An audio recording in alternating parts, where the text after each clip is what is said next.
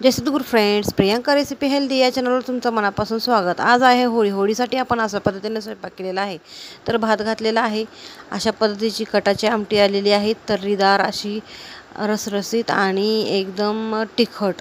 तर आणि अशा पद्धतीने पोळ्या पण केलेल्या आहेत, गुबगुबीत आहेत या पोळ्या आणि मऊ एकदम लुसलुशीत पोळ्या झालेल्या आहेत, भरपूर पुरण घालून केलेल्या आहेत। तर तूप पण घेतलेले आहे, दुधात किंवा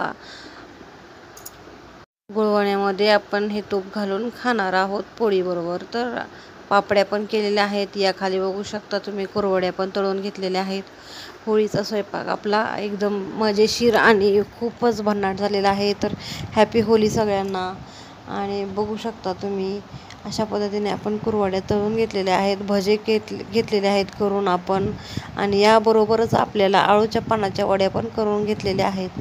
तर होळीचा सण का करतात हे तुम्हाला माहीत आहे का? असेलच माहिती, पण आणखीन एकदा सांगते। होलिका ही हिरण्यकश्यपूची बहीण आणि प्रल्हादाची आत्या। तर हिरण्यकश्यपूला वाटत होतं त्याच्या मुलाने फक्त त्याचंच नामस्मरण करावं।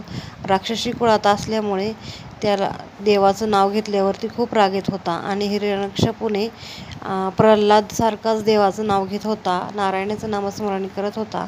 यामुळे त्याला राग आला आणि विविध प्रकारे त्याला समाप्त करण्याचे प्रयत्न करू लागला। तर त्याला कोणत्याच प्रयत्नामध्ये यश आलं नाही। होलिकाला होते आगीपासून काहीही होणार नाही। यामुळे हिरण्यकश्यपूने आणि होलिकाने ठरवले की आपण होलिकाच्या मांडीवरती बसवून होळी रचून त्याला समाप्त करायचे। अशाच पद्धतीने सगळं करण्यात आलं। होळी रचली, होलिकाला बसवलं आणि यावरती होलिकाच्या मांडीवर प्रल्हादाला बसवून होळी पेटवण्यात आली। तर होलिकाचा नाश झाला आणि भक्त प्रल्हाद तळून गेले। भगवंताचे नामस्मरण करत त्यांना काहीही झालं नाही। तर अशा पद्धतीने आपण होळी साजरी करतो, या आठवणीने आपण होळी साजरी करतो। सर्वांना होळीच्या शुभेच्छा। व्हिडिओ आवडला असला तर लाईक करून सबस्क्राईब करायला विसरू नका। थँक्यू व्हिडिओ पाहिल्याबद्दल।